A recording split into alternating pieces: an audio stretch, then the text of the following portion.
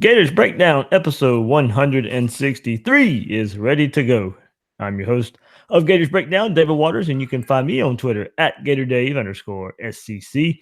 And joining me for this episode is co-host Will Miles. You can find him on Twitter at WillMilesSCC and his site readandreaction.com.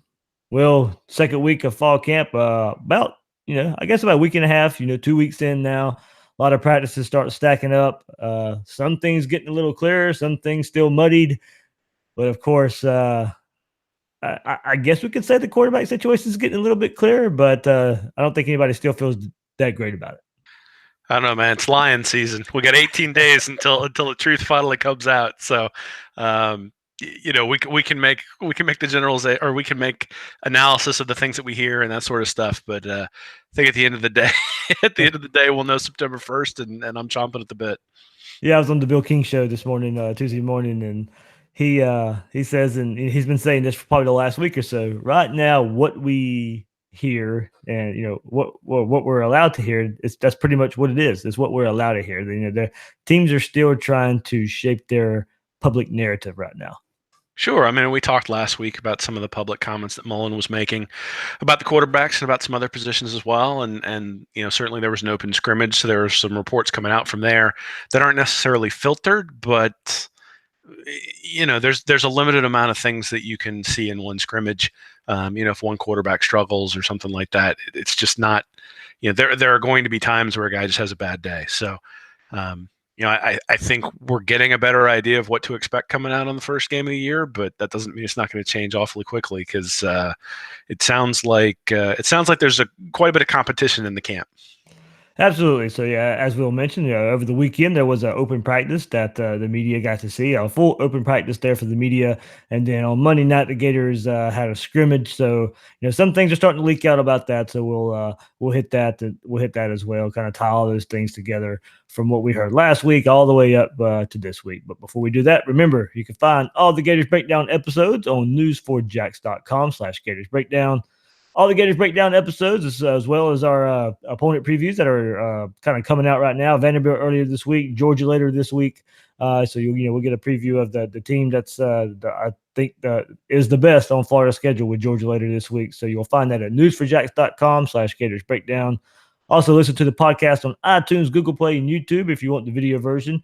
And using those services, please share, rate, review the show. Let Gator Nation know what they're getting with Gators Breakdown. And also follow us on social media, Twitter, Facebook, at Gators Breakdown. So, Will, as I mentioned last week, we were just discussing how well Kyle Trask looked. And the quarterback position was just starting out, as fall camp. And Trask kind of took, if you want to, I guess, call it a race from that point on, maybe took an early lead. But I think most people still kind of considered it Feleipe Franks' job to lose. The open practice come about this past weekend where Franks looked pretty good. He made some throws that he hadn't been making as far as corner routes go, a route that had given him some problems there. But, still, of course, inconsistent. Did leave some open throws underneath while he was searching for the deep ball, throw the ball deep a little bit. So it's still that consistency that's still the problem. But, from all accounts, he put one of his better practices together. Yeah, I mean, I think that's something that we should expect from a sophomore quarterback regardless. You hope that those moments of inconsistency become fewer and far between. You also sort of hope that the big plays are there. So, last year Franks didn't necessarily average a whole lot of yardage when you looked at his actual statistics. If you're only going to average 6 yards a throw, well, that's a real issue. So I think he averaged 6.3 yards a throw. I can take a little bit of inconsistency if you're chucking it down the field and you're averaging 9.5, or maybe even 8 yards a throw, but that 6.5 just isn't going to cut it. So, you hope he's more consistent. You hope that he's learned some things. You hope that he can put together stretches where the inconsistency doesn't show up. But I think we need to expect that there's going to be inconsistency with any quarterback in the system, just because it's a new system. And, irrespective of the 229 attempts he had last year, he's starting in a new system. And certainly I think that some of the development that we hope to see last year, you hope you'll see this year under Mullen. Yeah, you read my mind there. Inconsistency right now still isn't that big of a deal to me. Not right yet, just because of the new system. And the biggest question I think fans have, and when you go back to last year, hey, look, a year ago we were kind of hearing the same thing. Malik Zaire had come in, wasn't really getting the job done. Luke Del Rio, you were hearing it was more of a battle between, he was coming off the injury, and then Feleipe Franks. And I was in the camp of, throw Franks out there just because this was a guy McElwain and Nussmeier were recruited. It was time to see what they could do with one of their quarterbacks. Oh, we all know how all that played out. But, a year ago, we were starting to hear some good things as well.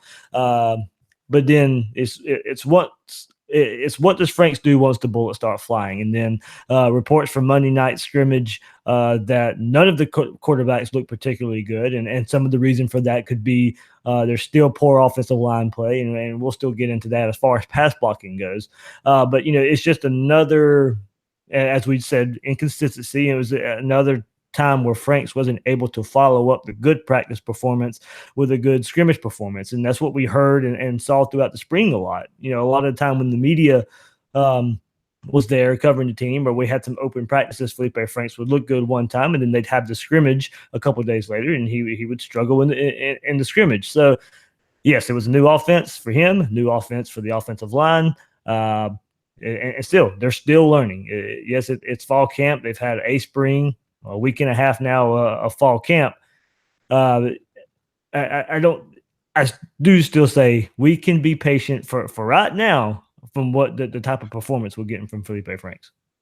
Well, I think we're probably going to have to be, which is, and I'm as guilty as anybody of not being patient and of sitting there and looking and saying, oh, he should see that, or oh, he should know better than that.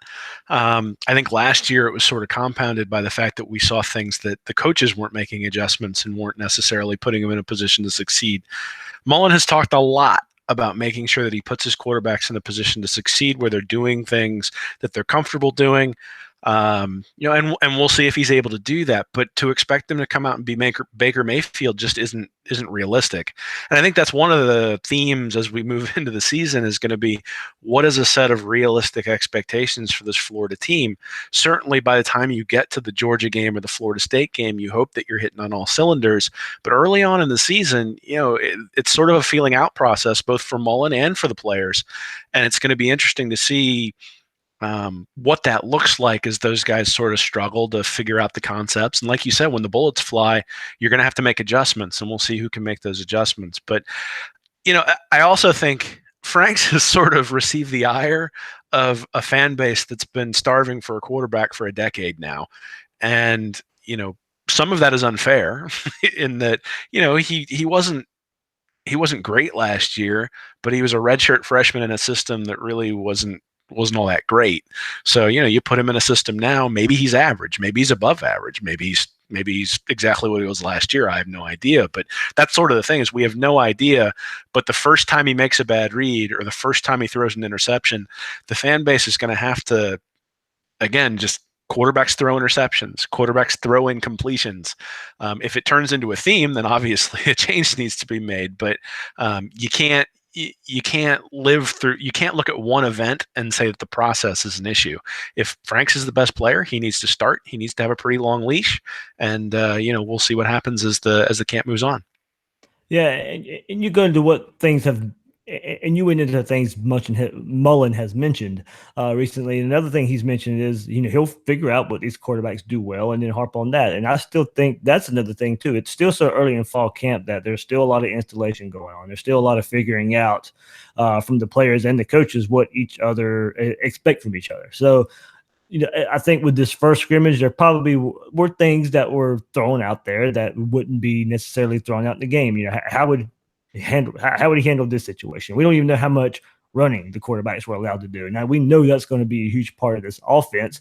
And it also kind of leads me to, Emory Jones. We haven't necessarily heard a whole lot about him either being able to catch up to Feleipe Franks and Kyle Trask. It does seem like, he's in the true freshman stages where he's behind those two right now. Some good, some bad. We already know he's the better runner, but we just don't know how much of that running aspect part of the offense that we're seeing in just the camp session of getting ready for the first game. Sure, and we're also not entirely sure of how Mullen's going to use the 4 game limit on redshirt players. And so it's conceivable they've got a plan to use Emory Jones in some sort of package, but not necessarily use him throughout the entire year so that they can maintain the eligibility that he would lose if he was in there for the entire season. I think a lot of it, you alluded to the offensive line. I mean, those things are all interconnected, right? Mhm. So if your quarterback has to run the ball, the offensive line has to be able to hold up with that. If your quarterback's strength is his arm, and that's really Frank's strength, then the offensive line's going to have to hold up. And so, these things are all symbiotic. I mean, last year's performance was not all Feleipe Franks. I mean, he couldn't help that against Michigan there were 5 guys in the backfield on every running play. Now he could help that that there was no cadence and it was always a snap on one, and so that didn't necessarily help his offensive line. But again, and there were pass protection plays where the offensive line did it correctly, and then the running back missed the pass protection he was supposed to have. So those sorts of things are going to have to get cleaned up. If nothing else, these guys have to get to the right assignment. If they're getting the right assignment and they get beat physically, I think you can deal with that. If they're getting beat mentally because they're not executing the right assignment, I think that's when people are going to start to get frustrated. Yep. So, well, we know what Mullen said last week. He wants to, probably name a starter by the time the first week, the first game week comes around. And does it seem in your mind that it is leaning toward Feleipe Franks right now? I think so. I mean, there have been some reports that Trask hurt his hand, or that there might be something going on there. So he's not been quite as accurate. I think if he's making the right decisions, though, I mean, that's really what I'd be evaluating once you've got a quarterback with a busted hand. It's like you don't evaluate whether the throw is accurate. You evaluate whether it's going to the right guy. Everything we've heard has been Franks. We've heard Jones is quite a bit behind. At least that's sort of been the scuttle coming out of the scrimmage. And if that's the case, then I think they're going to go with the guy who's got the experience. I know earlier this summer, you and I were talking, and I was like, this is really an opportunity for Mullen to show his chops, because Frank started last year and really, really struggled. If Frank starts this year and plays really, really well, that the only difference is the head coach. Yeah. And so that's a real feather in his cap, and I think really does, from a sales perspective, when you start talking about recruiting, that's a place where, having a quarterback show success on the field allows you to then go into somebody's house and say, hey, look at that. Look at the difference between 2017 and 2018, and maybe turn some heads. Yeah, and it probably just gets the guys that are already committed to Florida more excited, because recruiting quarterbacks hasn't really necessarily been a problem for Mullen since he got to Florida either. So we'll see how that goes. So Will, you mentioned it, brought it up. I did earlier as well. Part of the blame could be placed on the offensive line. And there's a lot of hesitation of saying that this group can't get it done because the experience is there. And well, the experience isn't everything. And with that said, this is a new system and another new offensive line coach for those guys. You go from Mike Summers to Brad Davis, and now a new system and another new offensive line coach with Hevesy in there now. And as we mentioned, it's going to take some time. I still think the run blocking will be fine, and the running backs also will help themselves out there as well. But pass blocking still seems to be the big struggle with the first team line. It's still a big reason I think these quarterbacks struggle. So I mean, I'm not putting it all in the offensive line, not putting it all of the trouble on the offense on the quarterback. It's mostly and should mostly fall on the quarterback. But this offensive line has been an issue for quite some time. And, we thought Brett Heggie coming back from injury would help, kind of maybe solidify the starting 5. Well, he's already hurt again in a boot, so with a turf toe injury, so he'll be out for another couple weeks or so. But left to right, Martez Ivy, Tyler Jordan, Nick Buchanan at center now, Frederick Johnson, Jawan Taylor. Ivy, Jordan, Johnson, Taylor, familiar names on this offensive line, and also some familiar problems. Sure. I mean, we saw flashes last year. There were some flashes that, one of the things I think about, I guess, is the beginning of the second half against LSU, where they just basically, just plowed their way down the field. A couple of years ago against LSU, they took over the game in the third and fourth quarters. So there have been flashes for the offensive line where they've been able to be really productive and even be productive on the road, which is something that's a lot more difficult to do as an offensive line, to take over the running game. But certainly, the game against Michigan last year was bad. bad. The game against Georgia was bad, though there were some extenuating circumstances there. The game against Florida State last year was bad. Every game versus Florida State the last 5 years or so seems like it's Well, that's the biggest difference on the field. but so it's interesting because if you look at, I remember a play last year that I specifically looked at in the Michigan game after Malik Zaire came in, and Zaire, he had a hot read, and he didn't take it, and he hesitated, and then Ivy got beat, and um, and Zaire took a sack, and I think it was a sack for a safety. And on the play, the quarterback has to get that ball out on his third step, right? Like that is the play. Like Ivy is basically just got a clock in his head, and he's like, I'm not going to, like I just have to keep the guy in front of me until the 3-step drop is complete. And if the 3-step drop, if the foot hits and the ball's not out of there, well, that's the quarterback's fault. And so I think there are some things there. There's trust between the quarterback not wondering whether the offensive line is going to hold up, and there's trust between the offensive line wondering whether the play is going to be run correctly. And I think rebuilding that trust is something that is going to happen over camp. I think it's something that's going to happen over the season. I would not be surprised to see breakdowns early in the season. Again, I think this goes back to the expectations we need to be setting. To expect Florida to come out and put up 55 points in Knoxville is probably an expectation that's going to leave us disappointed. To expect them to come out and be competitive in Knoxville, I think, is an expectation that's realistic and something that needs to happen if Florida's going to have a successful season. Now, once you get to Georgia, Missouri, South Carolina, and Florida State, I mean, now you've had 3/4 of a year in the offensive system. And if the offensive line is still struggling, that's a real issue. But, you give up a couple of sacks against Kentucky. I mean, it's just sort of the learning curve, and it's something we're going to have to deal with. I think an expectation that the experience is going to translate into dominance early is probably not a good expectation. I think what we need to recognize is, just like with Franks, and this is his first year in Mullen's system, this is all of these offensive linemen's first year in Hevesey's system, and with all the technique and all the different things that he's going to ask them to do.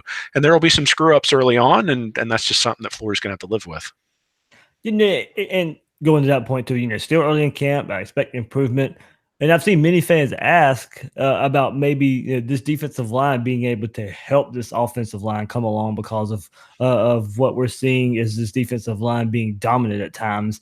And the question that comes up is, if one in camp, if one unit looks good, is that the detriment? Is that at the detriment of the unit they are facing? And that's what you get when you go against each other. If something good happens, well, does that mean the other side of the ball is bad? So, Twitter follower Doug Bailey sent us this remark on Twitter. He goes, quote, "I need someone to agree with me that the O-line being shaky right now in their practice is a fantastic thing. A, that it means the defense is nasty and it's messing them up. B, that practicing against this defense every day will make them nasty." And, I responded with, well, we've seen this kind of play out in recent seasons, and it has usually meant that the defensive line is good, but it doesn't necessarily make the offensive line any better. Yeah, I mean, I think we heard a lot last year that the defensive line was going to be really, really strong. And some of that may have been because of the offensive line having some holes in it, in terms of some of the news that was coming out of fall camp. I just don't know that you can tell. What I can say is last year, Florida had 72 tackles for loss, 703 total tackles. So 10.2% of their tackles for loss, or of their total tackles, went for a loss. They had 23 sacks, so only 3.3% of the total tackles as a ratio were sacks. That's not real high. If you look at Alabama, they were up around 11% and then 4.5% in terms of tackles for loss and sacks. So the defensive line last year was not getting into the backfield an awful lot. Now, obviously, it's changed with Grantham's scheme. And if you look at the year before Randy Shannon took over, Florida was in the backfield an awful lot.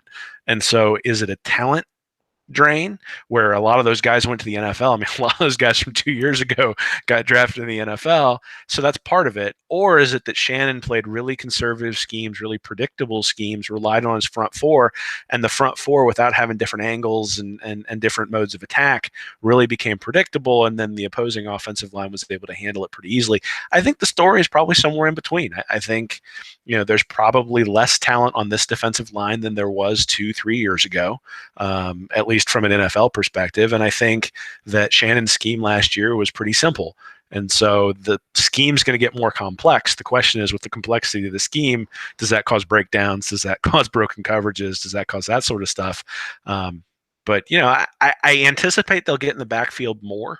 The question is going to be, there's been a lot of reports about coming from a whole lot of different angles. Well, that either requires that you're running a zone blitz scheme where you got somebody dropping into coverage, so you've got a defensive end on a running back or something like that, or it means you're bringing extra guys and your defensive backs have to hold up, and so we'll see whether they can do that. Well, do you buy into the fact that this could help the offensive line in a way, if this is what we're seeing, that if these guys are as talented as some fans believe, and I do think this defensive line is deeper than last year. I think Conliffe, Slayton coming around, and especially in the middle of the line there, could really help this defense. But going against these, the offensive line, we're talking about their struggles here. Does that help going against this? Like, as I said, it didn't necessarily mean that in years past. Yeah, I mean, I think it's going to help. And I mean, anytime you're against a unit that's pretty decent. So last year, defensive rush yards per play, Florida was 54th. They were 105th in defensive pass yards per play. So the defensive line was okay against the run. They weren't fantastic, but they were okay. Against pass, they were pretty bad. And so, is that because they weren't getting pressure? I think that's some of it. Is it because the linebacker, there wasn't a whole lot of versatility. So I think this year, one of the things that the offensive line is going to see in practice is the versatility of guys like Trey Dean, of guys like Amari Burney, being able to move guys between safety, nickel, corner, and even the same thing at linebacker. So you got CeCe Jefferson, who can put his hand in the ground or could probably play in coverage as a linebacker. Same thing with Ja'Kai Polite and Jabari Zuniga. Those guys probably have the skills to play some coverage, and so to be able to do that means you'll be able to send guys from different angles. Sure, that's going to help. That's going to help the offensive line to learn how to recover when they don't read something correctly right off the bat. Certainly there were some complex blitzes sent at them last year in the Michigan game that they just could not handle. I think the biggest thing is going to be that they just have to build up trust. You have to believe that if you do your assignment right, that the guy next to you is going to do his assignment right. And, there's a lot of experience, but that experience is sort of, is experience of the guy next to you not doing his job right. Yeah. And so, and that happened a lot last year. You could find examples where everybody but one guy did his job, but that meant that the quarterback got drilled. And, that can't happen. And so building that trust, I think, is going to be the biggest thing. And yeah, I think coming from different angles will help guys figure that out. But again, this is one of those things where until you get out on that field, until you're struggling a little bit, and all of a sudden things click, or you do something that your coach has been harping on you to do for months, and you finally do it and you execute it and you go, oh, like, and the light bulb goes on. Until that happens, I don't know that practice is necessary. I mean, obviously practicing against better players is going to make you better, but I don't necessarily know that scheme is going to do it. I think at some point it's the success of the offensive line is going to be pretty scheme independent. I think it's going to be based on executing what they're meant to do from the offensive side of the ball. Yeah, and I do like your point too of also pointing out the scheme of the defense will help, just a little, because we've seen this Todd Grantham defense and the exotic blitzes he comes up with, and you'll never know where a guy's coming from. So I do think that part can definitely help. And another part of the offensive line before we move on here, we mentioned it last week, and it's still kind of showing up this week as well as we got, or a week later, but still having trouble keeping up with the pace. In the practice over the weekend, they were constantly getting harped on for not being fast enough, not getting up to the line fast enough.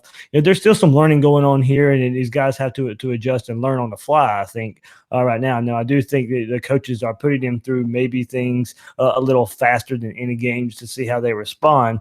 But this unit has to improve theirs. We went back and talked about it last week. They weren't used to the whole pace of play, get up to the line under McElwain and Nussmeier. Just wasn't that style of offense. Coaching probably wasn't there at all. It was a complicated offense to begin with. But it's still the pace of play that we want to see. I think I read somewhere going back to you could kind of also see from the pace of play going that maybe Florida snapping the ball with around 15 seconds left on the play clock, or taking 15 seconds to get up to the line and snap the ball, and that's a different change from what we're going to see, and something that these guys are really going to have to get used to. Yeah, well, I mean, out of all the things I hope to see, that's really one of them. That's something I think you can see day one, right? They should be Yeah. able to come out, and the days of having 62 snaps on offense, should be over. Even if you want to run the ball a ton, Yeah. part of running the ball is exhausting the other team. Now, the offense has been so ineffective the last 3 years that you come out, you run the ball 3 times, it's a 3 and out, and then you punt, and then your defense is sitting on the other side gassed, and we've seen that happen quite a few times as well over the last couple of years. So, um, I think pace is great when you're being successful. I think the question for Mullen is going to be, how do you balance that with the fact that you have to keep your defense fresh if the offense struggles at all. But yeah, I mean, it'll be a welcome sight to see them get up to the line of scrimmage with with teens on the play clock, and that's one of the things that I think maybe from Feleipe Franks' perspective is really an area that we're going to have to see him develop, because last year it felt like the offense was considerably slower when he was in there as compared to Luke Del Rio. I think in the spring game we felt the same thing between him and Trask and Emory Jones, that things were just slower. And so, the question is going to be, is he ready to do that? Now, one thing I do think you get from the pace, you were asking about the defense testing the offense. I think when you start up in the pace, when the defense is coming at you from different angles, it is going to force the quarterbacks to make the reads faster. And, that's a good thing from a practice perspective. If they're forcing them to make the reads faster, if they're forcing them to get up there and sort of putting them on the edge of being comfortable. And that way, when you get, we want that snap with 15 seconds left. That way, when you get in a game, you wait until there's 9 or 10 and you're completely comfortable with the play you're running. Yeah, and I think, there were also times in the last couple of seasons too when Florida actually did, try and get a little up tempo, whether it be before a half or something like that. There was some success there, and so hopefully they kind of just translate into just a more overall faster offense under Mullen, and we see it not so slow and prodding like it had been in the previous staff there. We'll move to the other side of the ball, and another welcome sighting here. Chauncey Gardner-Johnson showing out here, and really, really a welcome sight for me. I just like the way he plays here, and I think something I really like to see, and what I'm most excited about him is, hey, look, he's showing the ability to come off the edge and get into the backfield for sacks, and we saw that in more aggressive pass defenses, that Florida had. Go back and look at DBs coming off the edge, and Jalen Tabor, coming in for a strip sack or something like that. And you see these DBs coming off the edge and exotic looks by the defense. But that was something missing in last year's defense. And I really feel much like with the traditional edge rushers that this style of defense fits someone like Gardner-Johnson as well, someone who can freelance in a way and be a playmaker in the secondary, and then also has to step up and get into the backfield and go get after a screen pass. After last season and the missed tackles that kept happening and all that, I think maybe in a more attacking style defense, it suits somebody like Chauncey Gardner as well. Yeah, you used the word I was going to use there, which is freelance.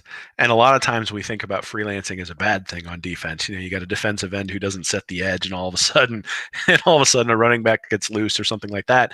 And the position that Randy Shannon put Chauncey Gardner-Johnson in last year was really kind of unfair for him, putting him in that role where he was the safety who was walking up to the line of scrimmage to be the enforcer.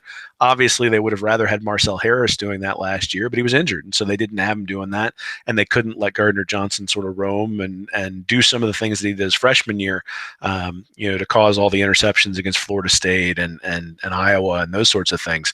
If he can get back to that, and not necessarily just freelancing in the defensive backfield, but also, like you said, coming off the edge, those sorts of things. He's certainly an explosive athlete, and you don't want to lose that by just making him the enforcer at safety. So it sounds like they're using other guys as in that role from an enforcer perspective and letting Gardner sort of roam. And I think that's the right role for somebody like him who's got the kind of talent profile he does. Yeah, because they're lining him up more in the nickel right now, and just by sheer design of the defense, if you're in the nickel, yeah, you're closer to the quarterback anyway. So now he can come up, look like he's going to press the receiver, and right before the snap, either shift in a little bit and go get it, or maybe even just in press coverage, just straight from where he's lined up, go after and go get the quarterback. And it was, time after time again of noticing and identifying a screen pass. So this is his third year playing college football. Learned. We saw tail end of his freshman year, as you mentioned, going and making those big plays.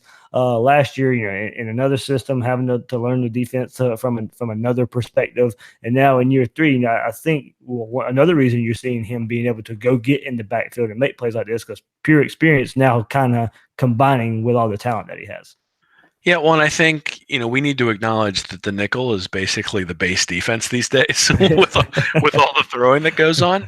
And some of the stuff that he went through last year in terms of being put in a position where he had to make tackles might end up really benefiting the defense this year, because if you're playing a 3-4 and Gardner is essentially one of those 4 linebackers, which is really what a nickel is, right? Well, now you have the capacity to do some of the things we've talked about. That in the Georgia preview that's going to be coming up, we talked a little bit about Fromm throwing to the outside. Well, Gardner can prevent that if he can make those tackles, or if he can just hold his own in there in the run game. Well, now you've got a lockdown guy in the slot who's taking on the opposing wide receiver. So it takes away some of the things the offense might want to do.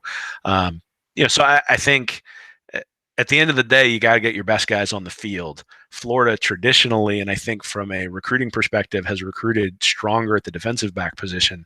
And so putting 5 of them on the field is probably going to be the standard defense this year based on everything we've seen. All right, we'll move to another level of the defense and some young linebackers out here looking good, Will. And in the spring, we saw Rashad Jackson. He was a name that hadn't really been talked about. He's been around, but in the spring started making a name for himself there. And now we can see a couple of other lesser known guys making a name for themselves as well. This is a position where there's some questionable depth, and Florida needs to find guys that can help support middle linebacker David Reese.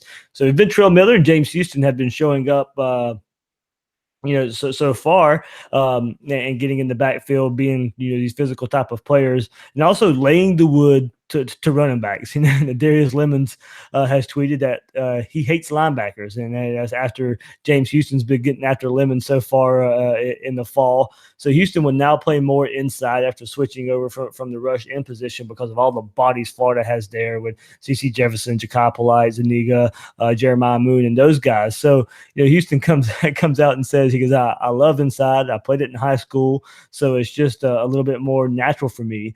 I feel like I fly around the ball quicker, and I'm just kind of faster on the field. So I know this position for you, Will, has been kind of one that's been pointed out on the defense, just because we need somebody out there that can help David Reese, just from being the only playmaker. Because look, when we go back to the end of 2016, and you had Jared Davis get hurt, you had Alex Anzalone get hurt, and we saw David Reese and Vashawn Joseph come in, and they made plays. They went to LSU and helped get a win at LSU, and then it ended that season to where there wasn't much of a drop-off at the linebacker position when those guys were in. Yes, they were getting caught out of position a little bit just because of inexperience, but the drop-off wasn't as severe in Jeff Collins last year there. So they proved it. We got excited. We saw glimpse, and then they all just, besides David Reese, just kind of fell by the wayside last year. So if James Houston and Ventrell Miller, these guys weren't on the field last season because of their roles in the credit card scandal,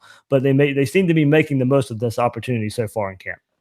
Yeah, I think it's great news that the Florida linebackers are showing some signs. I think that's certainly a place where there needs to be some improvement. I mean, we can talk all we want about Randy Shannon and some of the adjustments that he either did or didn't make, and how simplistic the defense was at times. But some of that was driven by the fact that he just really didn't have the personnel that was necessary to run more complex schemes. I mean, if your linebackers can't take on running backs and tight ends in coverage, then you got to bring in DBs. If your DBs can't tackle the opposing running back on a running play, you got to pick your poison, and they had to do that an awful lot. So certainly having guys stepping up at linebacker position is going to be important. It's one of the reasons why DeJuan Black's commitment is such a big deal for next year. To bring in a top 100 guy at the linebacker position is an important thing for Florida to be doing on a yearly basis at this point. I do think it's a little bit dangerous to be counting on guys who haven't played a game on the field yet as people that you're going to say, hey, these are players who are going to be standouts for us.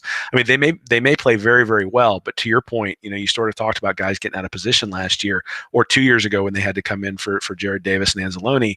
You're going to see the same thing with guys who are young. And so, especially in a complex defense like Grantham, and those sorts of breakdowns cause gash plays, and those gash plays lead to points. And so, I do think it's going to be important for guys like Moon, for guys like Reese, for guys like Joseph to really be able to at least hold their own when they're out there, and have these guys maybe be the depth that you need either when they get tired or when you have an injury or two.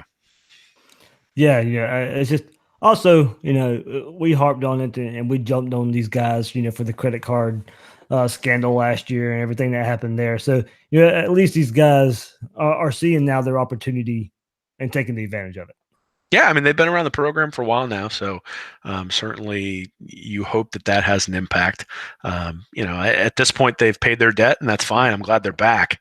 It's not a matter. It's not a matter of being mad at them. It's a matter of understanding they haven't been on the field, and to count on guys who haven't been on the field to be major contributors at a bunch of different positions is just.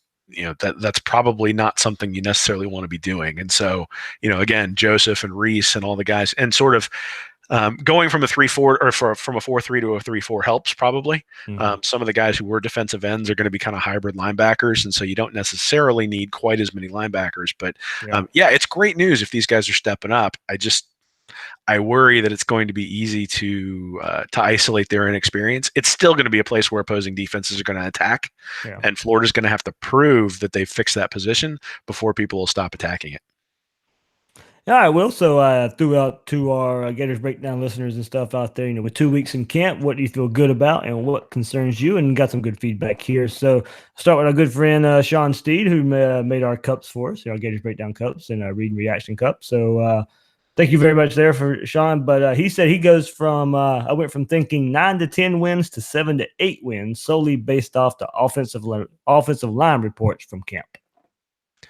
Yeah, I mean, that's certainly been. So I think the offense is going to get better. I think we can probably say that. I wrote an article last year for SEC Country, though, that sort of looked at the probability of offenses that are in the hundreds and how much better they get. And there's about a 70% or almost an 80% chance that that an offense as bad as Florida's is going to improve by at least somewhere between 0 to 10 spots. But there's only a 50% chance that it's going to improve between 10 to 20. And then if you're talking about going 40 to 49 spots, now that there's only about a quarter, 28% of the time does that actually happen when you look at an offense that's in the hundreds that ends up in the 60s.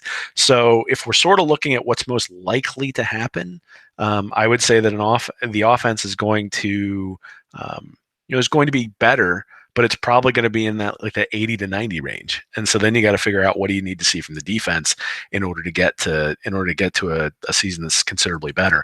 I will say that the addition of the Hurricane game that we lost last year and having that cupcake, and then also having another cupcake in lieu of the Michigan game, basically means you're at a baseline of 6, right? I mean, they were 4-7 last year. You put the Hurricane in, you put the cupcake game in instead of Michigan, you're at 6 and you're in 6-6, and that's probably the baseline. But there's a lot of work to do. Like I said earlier, they were 107th in pass yards per play. On the offense, they were 105th in defensive pass yards per play. That's not a good combination. They earned their 4-7 record last year, and both of those are going to have to improve. And that's sort of where I think I'd get concerned about predicting 10 wins for the team, is that you have to see improvement in a lot of different areas. Now, we expect to see improvement on the offense. We expect to see some improvement on the defense. How significant that improvement is really going to determine the success of the team. All right, and some more tweets here. There will be a trend here. So I believe Ariel Stern 9 says, haven't heard much positive about the offensive line. Hoping that's because the defensive line is just beastly. We discussed that there. Gator Ryan Hinckley. You got offensive line. All boils down to that on offense. Everything else should be fine. Kavern Harris, positive. Team is relatively healthy. Grimes and Jefferson. Malik looks good. Young linebackers. Concerns, offensive line and quarterback. And then attitude 14. Feel good is the defensive line. Concerned, offensive line and quarterback. Caleb Batchelor.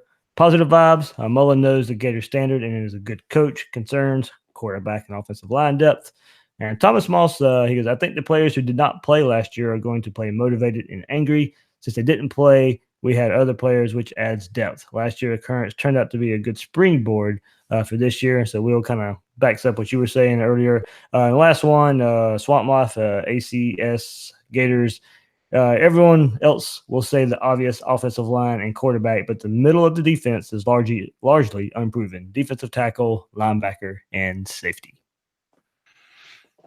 Yeah, I mean there are a lot of places where a lot of teams are unproven. I think even some of the elite teams have. I mean, and this is one of the nice parts about college football is every year there's enough turnover that very rarely do you say, hey, there aren't any question marks. The problem with Florida is they got returning starters all over the field, and we're still talking about question marks, and that's just the nature of the season that they had last year.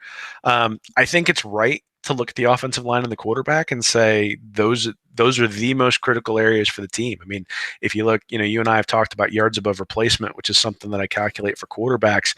There's a pretty decent correlation. It's something we'll be writing about in the next week or two about correlation between winning and your quarterback winning that yards above replacement battle against the opposing quarterback. And so obviously it takes in yards per attempt. So that's pretty much the quarterback's realm, but it also takes in his yards per rush, and sacks are added into that number. And so if the offensive line is bad and the quarterback is only throwing for 6 yards an attempt, well, you're going to be negative pretty much all the time, which means your defense is really going to have to hold the opposing quarterback down. And that's sort of what happened last year.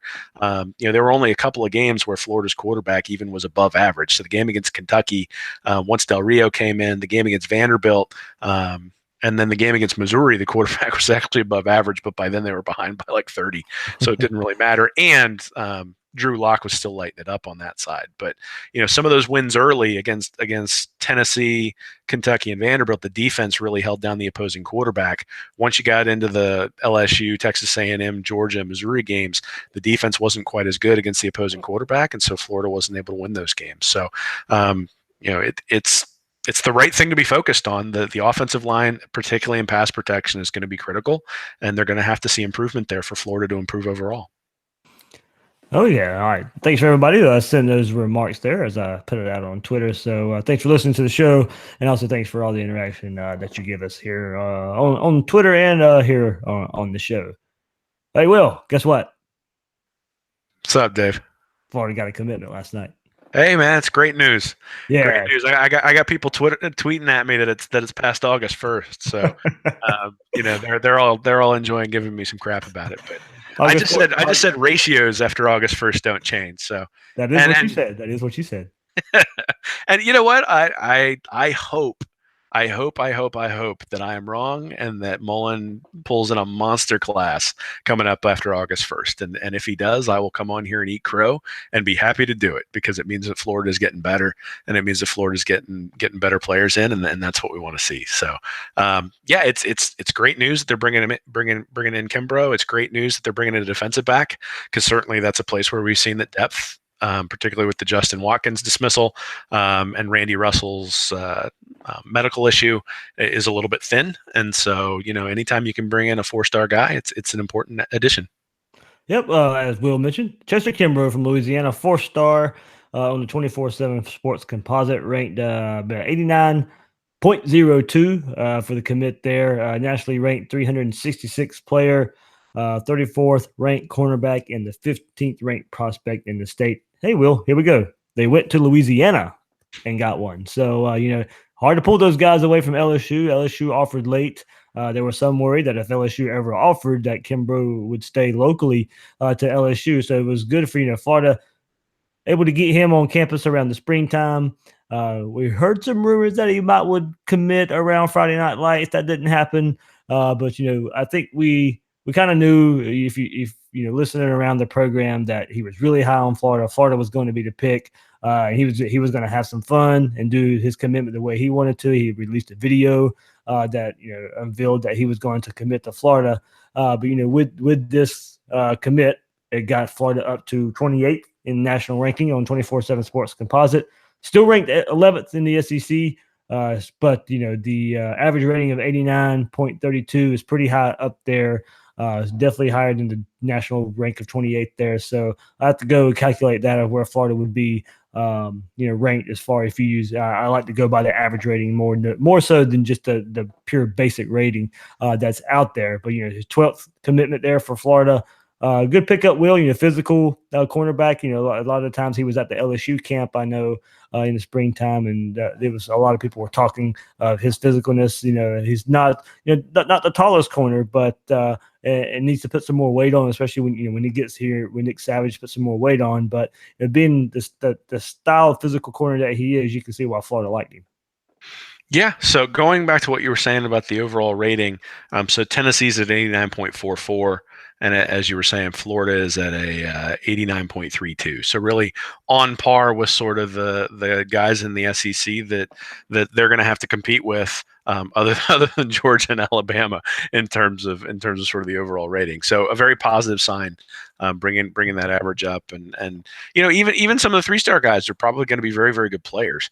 It's just that overall you want to get more shots at it, and the more blue chips you can bring in, the better it is. As far as Kimbrough specifically, there's a reason he's not a 5-star candidate. I'm not sure you can expect him to come in and be lights out day one, but maybe he does have that skill set. I haven't had a whole lot of chance to look at the film. I know that bringing somebody in from Louisiana means I think that's a good sign that you can bring somebody in from there. The question is going to be, can they hold on to him through signing day? You mentioned LSU offering, and the question will be, how much energy do they have to expend to make sure that he stays part of this class? But hey, I'm excited to bring in high level guys on the recruiting trail. Certainly, that's something Mullen's going to have to do. Just need 13 more, Dave. 13 more.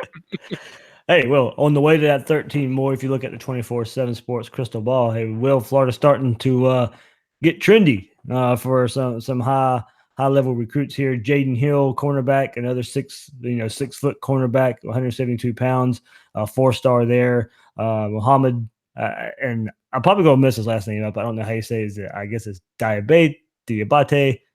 One of those two. I'm going with it. So outside linebacker there, 4-star with a rating of 93.99. So basically a 94 on 24/7 Sports, 6'3.5", 211, and also 4-star Naquan Wright, running back, 5'8", 185 with a as I mentioned, 4-star 92.02 rating on 24/7. So we talked about getting the elites to 4 and 5 stars, and it looks like Florida's starting to trend their way right before the season starts of getting some of these guys in the fold.